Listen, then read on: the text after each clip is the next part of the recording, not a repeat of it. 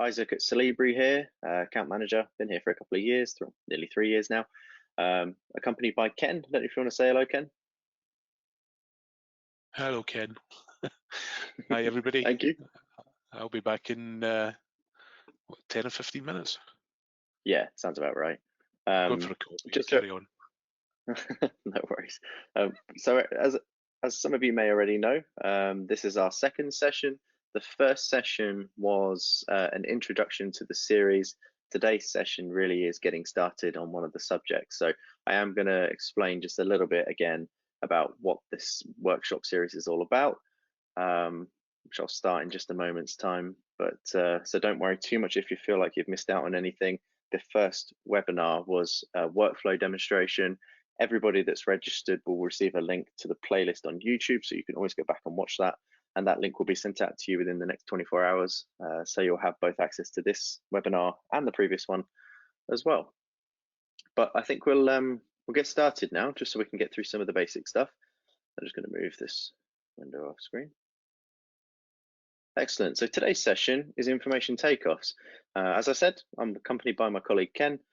Ken will be talking about information takeoffs a little bit later on as a part of a technical demonstration, and I'm just going to do a nice brief presentation to get things started. So as mentioned, a bit of an introduction. The way that these workshops have been set up really has been listening to you. So it's very easy to get caught in wanting to show you things we always want to show you, but in reality you might have your own agenda and you might have areas of the software that you said you wanted to learn more about, and that's exactly what we're doing with these series. And that's why the first session, outside of what we typically showcase as a part of the workflow, because it's a little bit further on, but information takeoffs is what we're starting with. So we've just adapted to that, and we'll talk about that a little bit more today. So apart from that, it's the software demonstration. We're going to dive into information takeoffs with Ken, and then there's an opportunity for everybody to ask questions in that little chat window if you like as well, and I'll throw out a poll just at the end of my presentation. So introducing you to Solibri's information takeoffs. This is a little bit of history. So when Solibri was first founded in 1996, it was actually an information takeoff tool, and as I'm sure you can appreciate, taking out data from models from these environments means that there's going to be a risk if the data hasn't been validated properly first. So it didn't take long for Solibri to realize that there was a workflow needed to validate data models and mitigate the actual risk of problems occurring with the delivery of that information. So we introduce rule sets into the portfolio, and it's very clear that model checking, as I said, is integral to ensure the data is fit for purpose. Just a little bit of housekeeping. As I said, all sessions will be recorded. All of these presentations will be shared with you after the workshops as well. And this is another good opportunity for you to ask questions as we run through. So the latest survey feedback, this is what I've showcased in my first presentation, but the first topic really is information takeoffs. We're not going to forget the rest, and future sessions are going to be tailored to those other subjects as well. And we are constantly reviewing this survey feedback, so if it changes, we will adapt as well. So we also ask a question about how much training might be needed, because obviously this is introductory conversations and going into the workflow behind things. But if you want certification and a proper education specific to yourself and the workflow of Solibri, then the general feedback so far has been to give me more office training, basically. And we have those coming up. So we've been running some classroom courses that are in April and May. And then we've got some more that we're going to be booking in for Q3 soon. So if you feel you need to get more in depth, you want to cover off, like in part 1 and 2 there, as you can see, fundamentals and advanced. If you really want to get into the nitty gritty, then these courses are for you. So a deeper dive. So what I'm going to showcase is the workflow that I had in my previous presentation, which is kind of everything encapsulated into Solibri, running from opening your model to checking it, classifying it, all within that bubble. And then once you find the problems, you're going to communicate them out to those that need to fix them. And it's only really at this point can we say that information's been validated, these models are fit for purpose, and we should really be taking out data, as in delivering COBE, doing information takeoffs, and then really saying that it's reliable and we've got quality assured models as well. So that's the big picture. And today, I want to just give you an example of a mindset of opening up a model and then just jumping straight to information takeoff, assuming that you can take an IFC into Solibri and take out that data straight away, removing all of those other really important areas. So By doing so, and by getting rid of all of our validation checks and processes, we can't do the same things I mentioned a second ago, ensure that it's reliable, actually justify that we've gone through the whole benefits of Solibri before we get to this point. So I'm going to give you an example. So the example shown on screen is an information takeoff that highlights external walls. They're all in blue on the right-hand side. EW is our name type. We've got external wall in there for 1240. We can see from the table at the bottom, these light blue highlighted line is there's a total of 20 of them, and you can see them on the right. So that's just running a quick information takeoff in Solibri on an external wall. What happens when we introduce the checking procedure back into this workflow again is going to be summarized now. So the rule set at the bottom is an intersection-based check, and one of the rules within this rule set is wall intersections. And yes, this intersection check is universal, and you can do it for a series of different components, but today we're just going to look at a wall as an example. The way in which we've defined our wall intersection check is just really looking at one component versus another, and we've defined using classifications in Solibri to look for the walls themselves and cross-check them with other walls of the same type within our architectural model. And we can really get quite adaptable with these checks as well. So you can see we can do duplicates, we can do inside, we can do overlapping, we can change the tolerances. We can really take these rules pretty far with what we're looking for. And the severity is another parameter that you could define to really highlight if it's going to be a high problem or moderate problem or low. So the rule has been ran on this model, and it's located a problem with our walls. So it's been automatically rejected, and it's been flagged as the highest severity result. And what it's actually found is now highlighted on screen in the results tab of the checking area in Solibri. And you can see here that wall 3.14 and 3.7 are actually inside of each other. So was this actually visible to us when we first did that information takeoff and found 20 walls? Well, if you look at the models in the bottom right-hand corner there, when you look at this model, when you're cutting into the model, when you're navigating away through the model, when you're using a VR headset, when you're using a game controller, it doesn't matter how you want to interrogate it visually, it's not easily accessible to see that there's a potential duplicate. So the rule has dynamically been able to find this, and therefore, when we end up doing our information takeoff, we're going to end up with the accurate results. So locating the issue, Solibri, of course, is going to tell us where it is. It's going to give us really the 3D visual of it. I can see it highlighted in red at the top right up there. We can see that introducing this general intersection rule to the workflow, as I said, enables us to mitigate any risk with the quantities. And in the rules, in the actual information takeoff area at the end, now when we run the rules, we can see that there are potential issues that could impact our information takeoff, which is just highlighted by that little red triangle at the bottom of the table saying that there is one rejected issue. So it's obviously just, if we consider the full workflow within Solibri, you can see the benefits here of making sure this information is accurate and it's been checked. So as I said already, once we're looking for these issues manually, it's very difficult to locate them. When you're using Solibri's rule sets, you can really take us back to that reliable information and understand that these models have been quality assured. So that's everything from me up to this point. I will come back to a presentation later, but for now, I'm just going to pass over to Ken, if you're still with us, and we'll do a demonstration of everything for you. Yep, I'm all sorted here, thanks. Cool. Coffee in hand. What else is there to say? So, excellent. Pass it over to you. You pass it over, okay.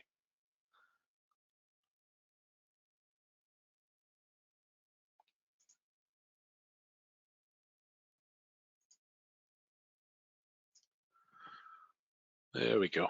So I've decided to take its time there and give me heart failure. Okay, right. So just, I suppose, a little bit of housekeeping type things. As I'm going through this here, if you have any questions, feel free to push them into, there's a chat area or a question area. I can't remember exactly what's visible for you guys, but there is a question there. But meanwhile, Isaac's pushed up a poll by the looks of it. So I certainly did. Just before you get into it. Thanks for sneaking that up on me there.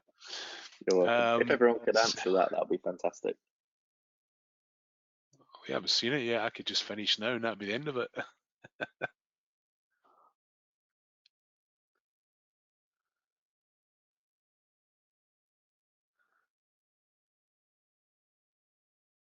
So yeah, so what I was going to say was, if you have any questions as I'm going through this, please just feel free to stick them into the chat window or the question window that's in the GoToWebinar bar at the side of the screen. And Isaac will keep an eye on that while we're running through things, so you can let me know if there's anything particularly exciting pops up. So has that pushed through? Yes, cool. So that's back over to me. So what I'm going to do is just start in Solibri Office. In order to do information takeoffs, then we do need one of the commercial products, whether that's Solibri Office or Solibri Site. Site is capable of doing the information takeoffs, but the checking part of it is only available within Solibri Office. So what I'm going to do is open up our good old traditional Solibri building, and I'll just run with the architectural model for now. And once this is loaded, we'll just give it a short name. We'll just put arc on that, and there we go. So in an ideal world, we would open this up and then we would run through checking. So in the first place, what I've actually, what I should have done was switch the role so that I'm actually working with the correct BIM validation architectural role. That's going to give me access to the rule sets, the classifications, and also the information takeoff definitions. The definitions are what provide the backbone to tell Solibri where to go and what fields to go and look to extract from our models. But they also work hand in hand. They may have ties back to the rule sets. They almost certainly have ties back to classifications in some of the cases, because that's how we extract information. So everything really kind of ties together. So let's have a look at checking. Our various different rule sets are loaded there. As I say, we would check those. I am going to check them because I should be able to show you the thing that Isaac just demonstrated, where we can actually flag an issue within an information takeoff to show that what we're taking off may not be 100% accurate. So that's ready for later. So we're going to go in here, information takeoff, and as a layout, it's probably one of the busiest ones we have because there's a lot of things on screen. This is the default layout pretty much as Solibri comes out the box.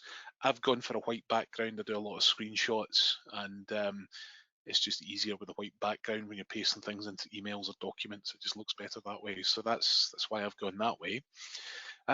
In terms of the rest of the interface, there's various bits we'll use. So things like the model tree, we use that pretty extensively because that allows us to go and isolate things like the spaces in the model, or maybe just the slabs. Not many slabs, but certainly walls. We can go in here and we can grab those and we can isolate things like our external walls. If we know the model, then we can also isolate our internal walls. But here, once we start getting into that level of detail, we probably want to move into the classification area and start to look at things like building elements general, because that allows me to split out. There's my load bearing walls, there's my partition walls. And once I've got any sets of these, if I push them to the selection basket, so setting that there tells me down here I've selected 12 things in the selection basket. That means when it comes to do our takeoff, which I'll come into this whole area in a second, but once we have that, we can take off just the selection. So using combinations of the model tree and classifications are really important first steps in getting the information from its raw bulk of information, getting it into an organized way that we can then extract only the bits and pieces that we actually need to grab.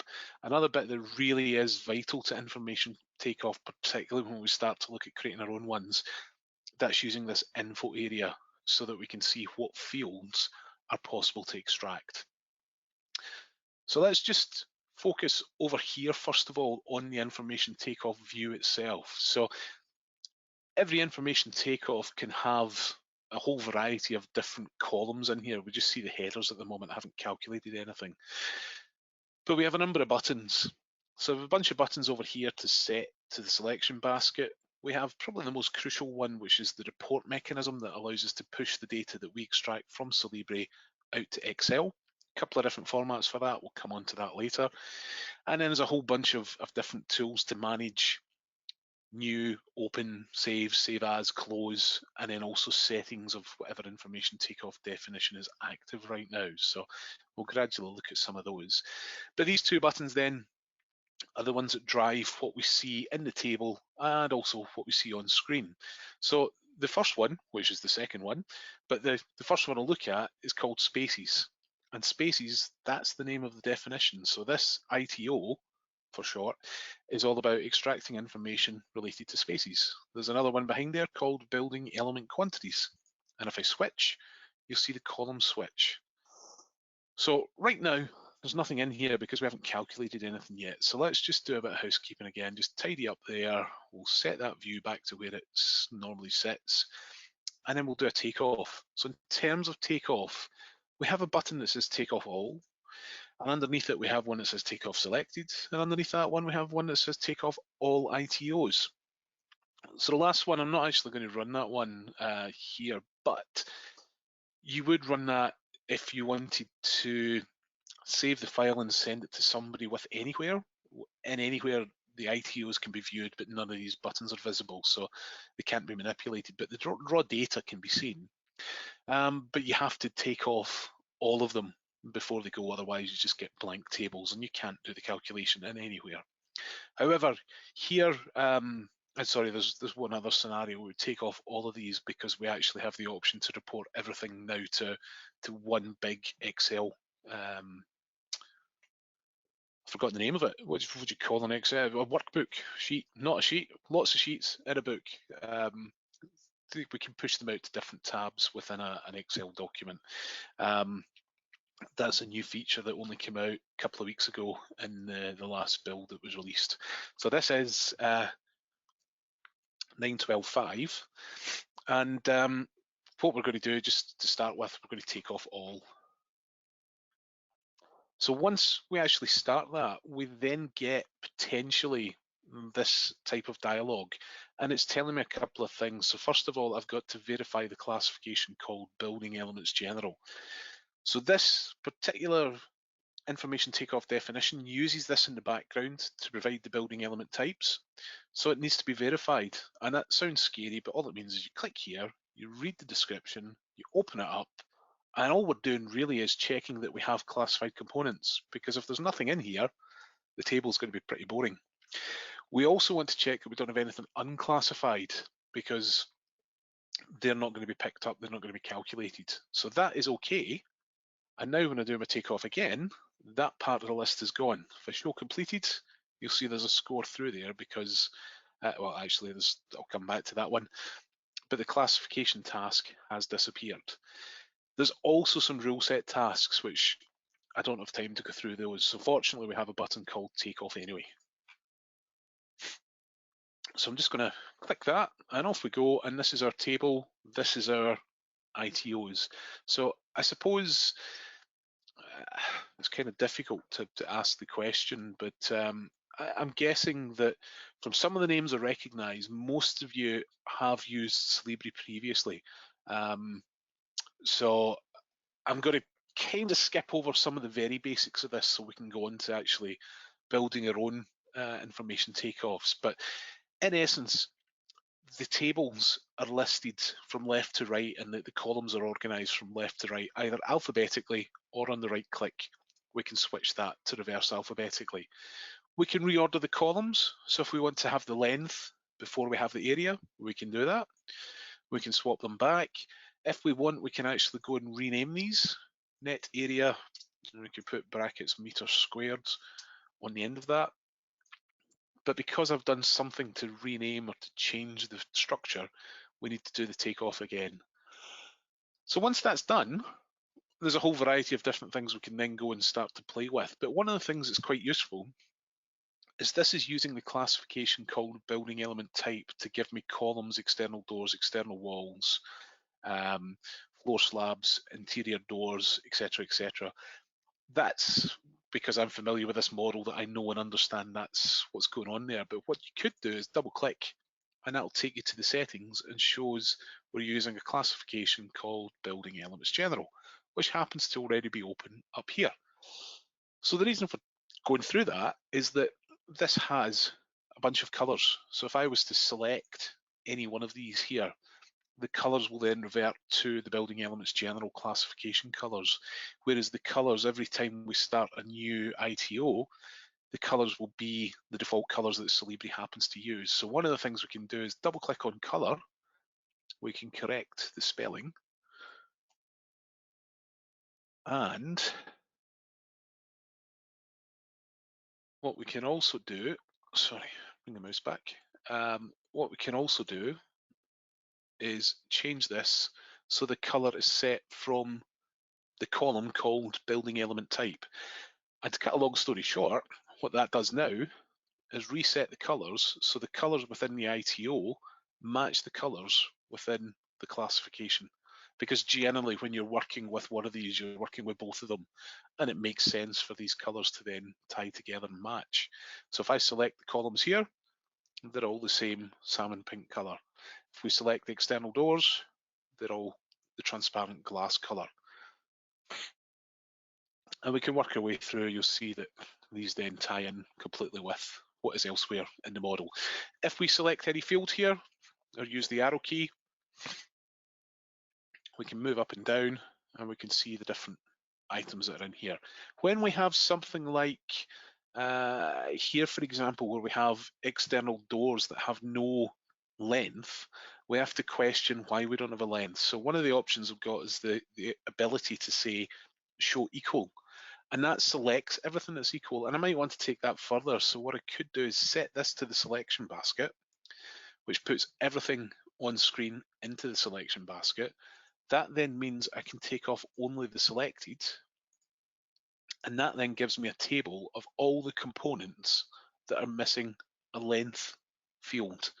And actually, when you go through this model and when you look at these items, what we'll see is if we select one of these doors, length is, it's going to come from two places. Length is a field, in this case is coming from quantity, which means with this door selected, if we look at info, we have a tab which is almost called quantity, it's called quantities.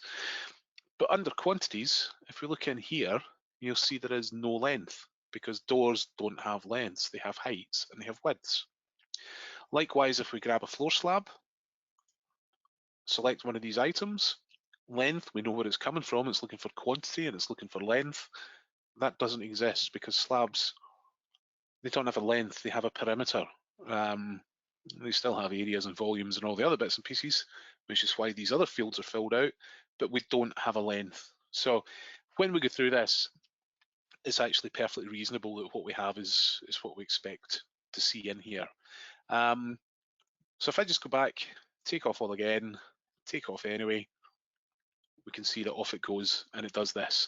Now, one of the things I was going to do was if I briefly go back to checking, I need to actually go and put an issue against this item and just add this as a slide. So this was the item that Isaac was talking about. So that's now rejected. When I go back to my information takeoff, sorry, I need to add a rule set task. It should be in there, okay. Take off again, I can't even see it for looking at it. This is a big area at the bottom of the screen.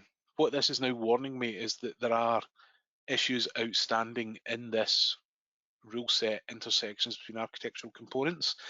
And the nice thing about it is when you click on it, it actually pops up the checking view. So with that selected, you're able to see this is the rule that has the issue.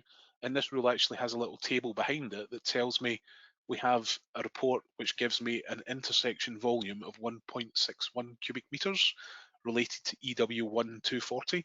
So my EW1240 here, this total number of items, we have a duplicate, so we shouldn't have 20 walls, we should actually only have 19, and we've got an extra 1.61 cubic meters in there. So we have the ability, we can take this to Excel, we can take this to Excel, we can then do some management in Excel to then calculate the correct values. But the key thing is this points out, and it is going to report this, and it's going to report it in the Excel reports that we output.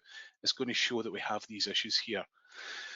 So there's a ton of stuff in there that we can do, but let me just reset this a little bit. And I'm conscious of the time. I want to just quickly run through creating a new information takeoff so you can see from scratch how we go about it. So this particular model, sorry, can't type and talk. So this particular model is the model you'll have all seen before if you've used Solibri, but I'm going to look at column heights, and then it's always a good idea to put in a proper description. So if we have any Finns on the call, feel free to translate this because I'm fluent in Finnish. That's my almost my second language. Actually, we do have a Finn on the call, so apologies. And for those of you that don't know, Solibri is a Finnish company. That's why I'm picking on the nation, not for any other reason. And today's the 6th of May.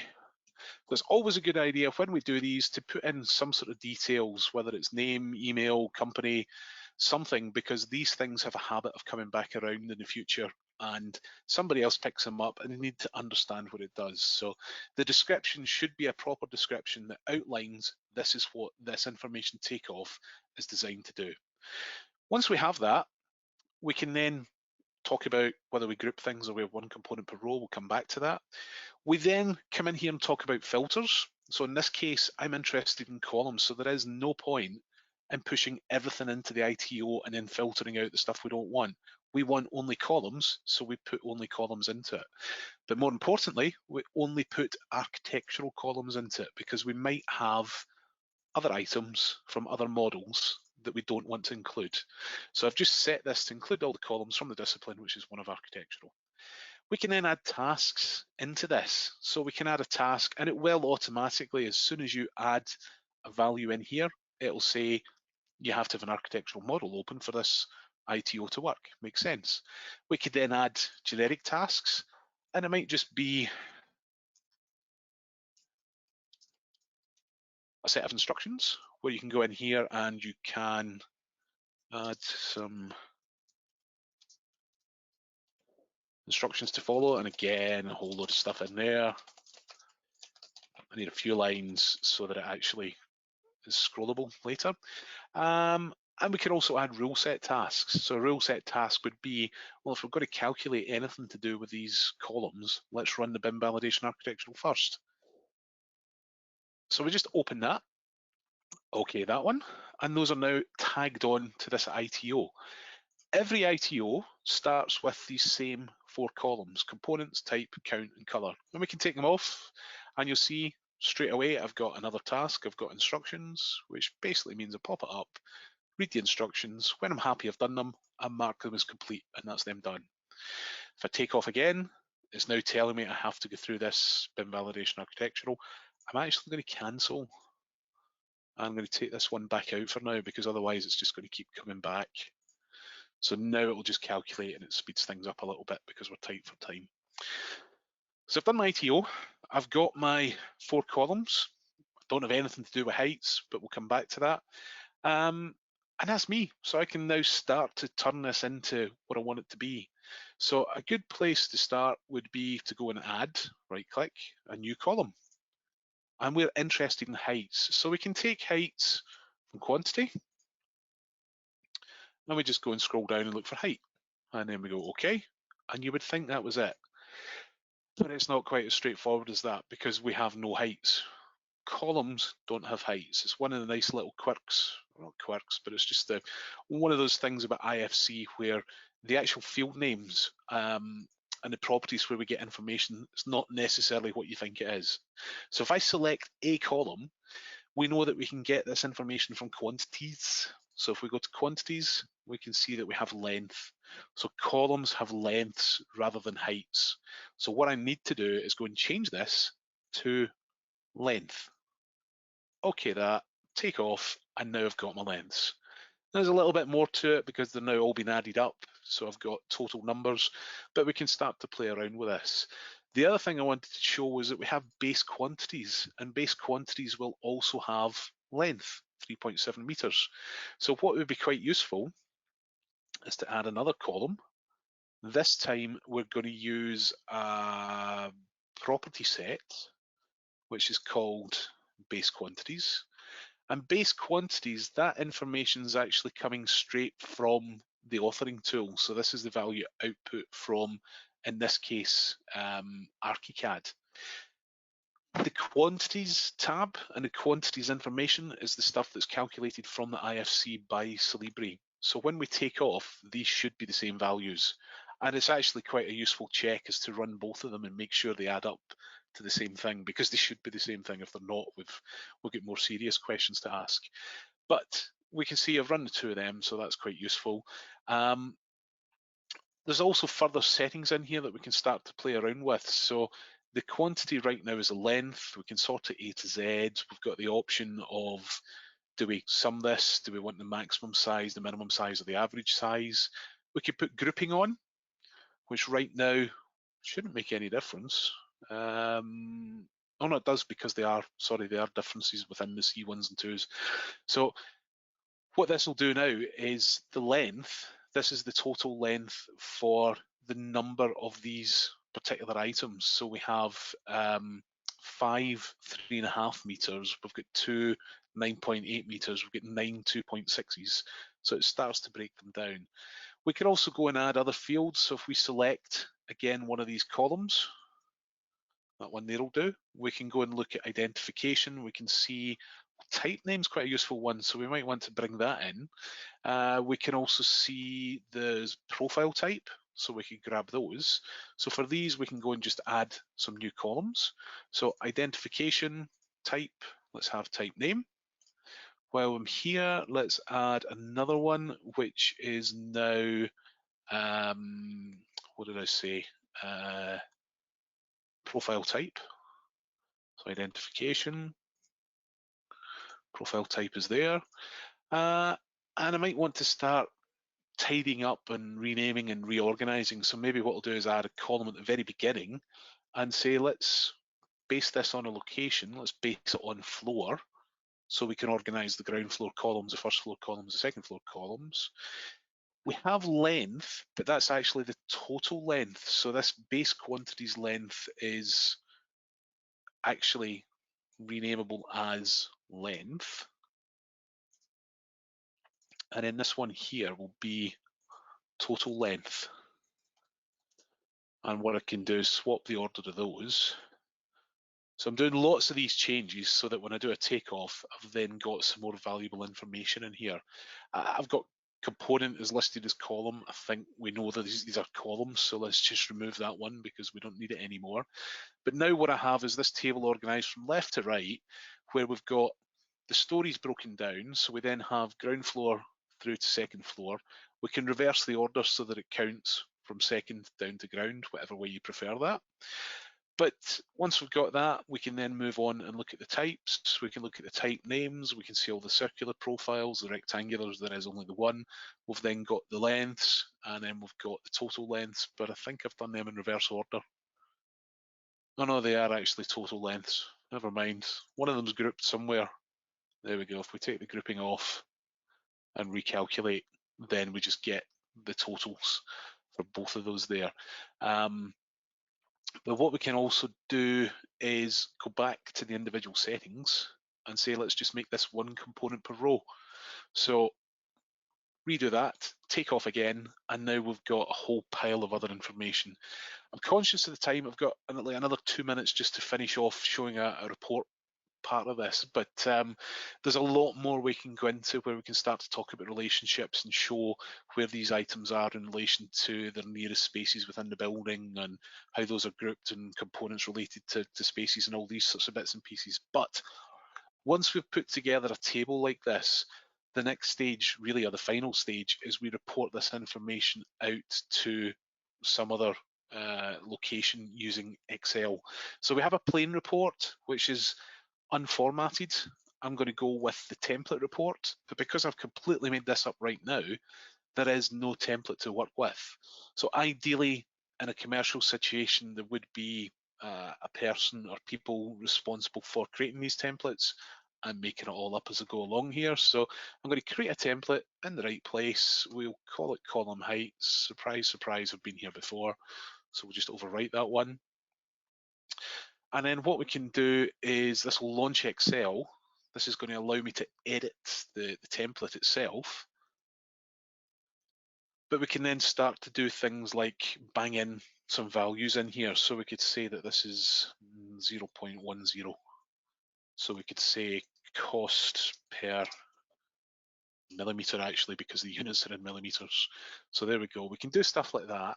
We can then come in here. I don't need the color column, so I can say cost in pounds. And what we can do is say that that is equal to that times one of these length values, whatever it is there. Enter that one.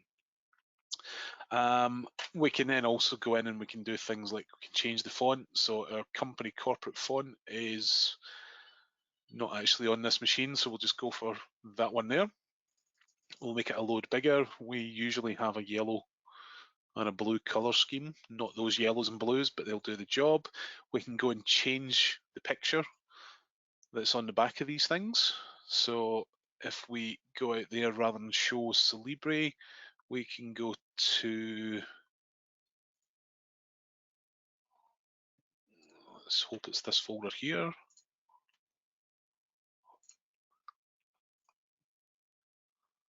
There we go, hopefully that's the right one. And that's pretty much it, ready to go. We can also do things like pick out particular areas. If there's something we want to be in bold or italic or whatever it is, the checker can be me, we'll make that a bigger name, whatever. But if I save this, this is now my corporate template, very professional. And I can now save the report using that template. So it uses all those colors and whatever else, but it pushes this information through into that template and populates those fields with the information that we've selected. So if I select all of these and just, I just have to change the proportions of the image slightly, but we've now got all of the ground floor stuff. We've got the various different column types. We've got the type names, the profiles, the size, the number of them, and then we'll get the cost of them as well. So we're able to push calculations out that way. There are a couple of other bits we can do. If I just close that down,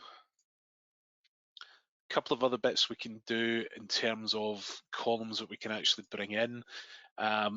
All these other fields, and these mainly relate to information that's available in here. But if you sign up for the API using the Solibri Society, you can actually activate the JavaScript capabilities in here. And if you know Java, you can actually start to write your own custom functions, and you can even write rules and all sorts of stuff. It's all documented in Solibri Society what you can do. But that just opens up the possibilities further on what's actually possible in there. So that's like a really rapid run through of ITOs in Solibri. I can hand back to Isaac if you want to round things off before we get into the Q&A session. Cool. Or if there's any questions right now. Yeah, thanks for that, Ken. I'll change back to mine, and from now on, guys, if anybody's got any questions at all, then just please throw them into the little question window, chat window, either or, and we'll get those answered for you. But the next session, so keeping in line with what we've set out as the precedents for this entire workshop series, the second most commonly resulting topic to talk about was some component classification. So you could argue that was a prerequisite for this course, but we're going to show it next time anyway. So that's exactly what is going to be showcased next session. So we're going to introduce you to it. We're going to talk about some prerequisites for utilizing and creating classifications. We'll do another workflow demonstration for you, another Q&A session. And again, all of these workshops are all going to be a part of a big recording series on YouTube. And then we'll ask survey questions as well as we go. And really, future topics, we're going to get into model checking. We're going to get into defining rule requirements. We can talk about model revision comparison as another rule, how to report issues, so the process of federating a model and looking at really everything else that you see on that table on the right hand side. And if this changes and things grow, and if you feel like you want to get more in depth and or less in depth, then we will just listen to you as time goes by, and we will adapt as much as we possibly can for you. The next session, as I said, is how to create component classifications. That is on Thursday, the 20th of May. Everybody that has registered for this webinar will not only just get a copy of the ones so far, but they will also get automatically enrolled into the future ones that are happening. So you don't have to re-register yourself every time. You'll get reminders for that from me as time goes by. That's on 2 o'clock. And thank you very much for everybody joining us today. And we'll be here for another 5 minutes or so in case anybody has any questions at all.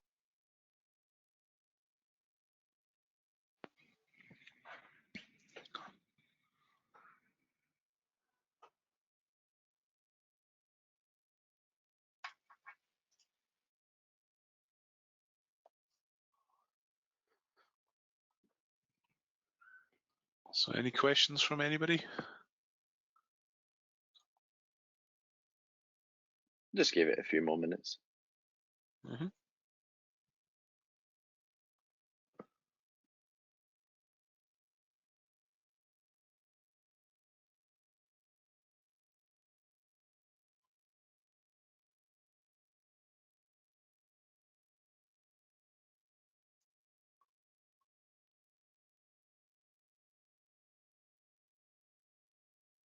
I've got one here for you, Ken. One's just come through. Just read this. Make sure I get it right. Hopefully it's an easy one.